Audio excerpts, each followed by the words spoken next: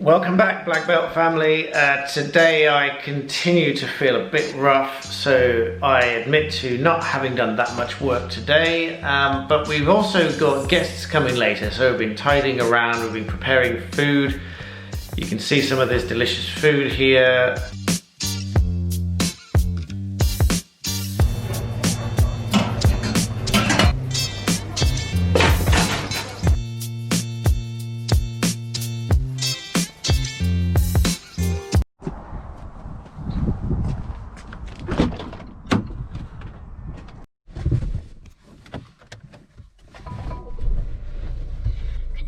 So I've just realised our Wi-Fi stretches all the way to the end of the street, which is quite interesting because that means anyone right up there could, in theory, connect to the Wi-Fi.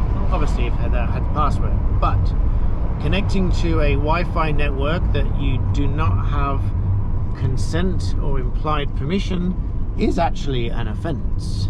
That's why when you go to shopping malls and things like that, they usually require you to register, sign in, or something of that nature and agree to terms and conditions. While I'm driving, I thought I'd share a few snippets of road law that a lot of people may not be aware of. When you're on a dual carriageway, you're only allowed to go in the outside lane for overtaking. Otherwise, under the highway code, you are obligated to return to the inside lane if it's clear.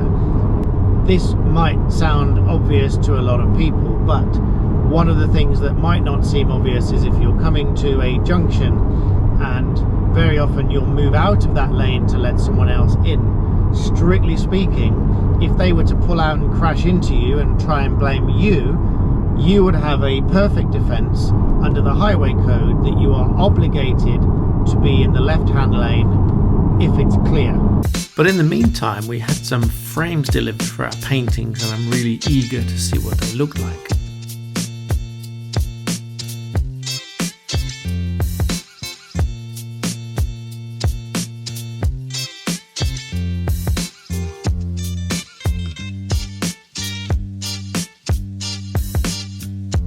But I did want to talk about a few questions that have popped up recently where a few of you have had problems on a very small scale and you don't really know what to do about them. Sometimes it's because somebody's borrowed something and they won't give it back. There's been a few comments like that. Other times it's been because someone owes you money and they just won't pay up.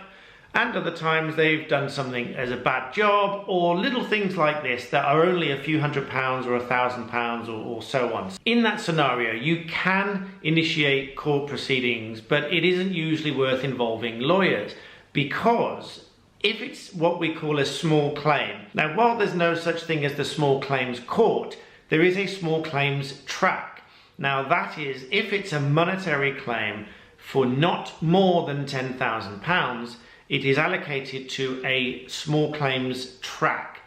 Now, without going into too much detail here, there are different tracks when things go to court. Small claims track usually means it's heard in an hour and a half or 2 hours. A fast track is usually 1 day, which is usually 5 to 8 hours of court time. A multi-track is when it spills over to multiple days, and there are different implications as to what the lawyers must comply with and costs rules and so on. Now, the biggest distinction on the small claims track is that you cannot ordinarily claim back your legal costs. That's different from fixed costs. So there's a cost to issue the claim and there might be a hearing fee, but those you will usually get back if you win your claim. I'm talking about the legal costs that go to your lawyer for a small claim you cannot normally claim back. I say normally because the court will always retain full discretion over costs. If the other party have behaved particularly badly, you may find the court persuaded to give you some of those costs back. So with that in mind, what do you do? Well, the first step with any of these things is try to talk to the other party first and try to get it resolved without going down any formal route. But obviously, if it's become a problem, you've probably gone past that already. But the way to take that up a small notch to make it slightly more serious, and in fact is required by the civil procedure rules, is to write a letter of claim. This letter of claim puts the other party on notice that you might take court action, and you can take court action, however much the value is.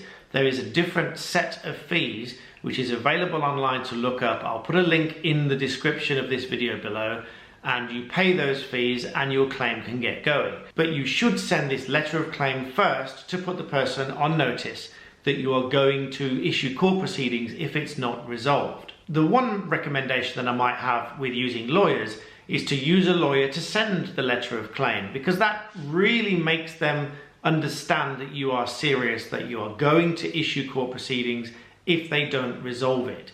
You are not obligated to continue using a lawyer after that stage, but at the very least you've got a very firm letter right at the beginning from a law firm or from a lawyer, individual lawyer, putting the other party on formal notice that you will claim if it's not resolved. So that's my useful legal tidbit for the day, and I hope you find it useful. We ordered these frames online, which look absolutely beautiful, and we've bought frames before from this place, which look really nice as well. The problem I've got today is that I ordered these frames to house a mounted artwork that my son made. But in the order process, we selected a mount to go with it. Now, on the order page, it says to fit artwork this size, because we measured this many times to make sure this was exactly right. But because we've included a mount, the manufacturer has made it that much too big, so it floats on the inside.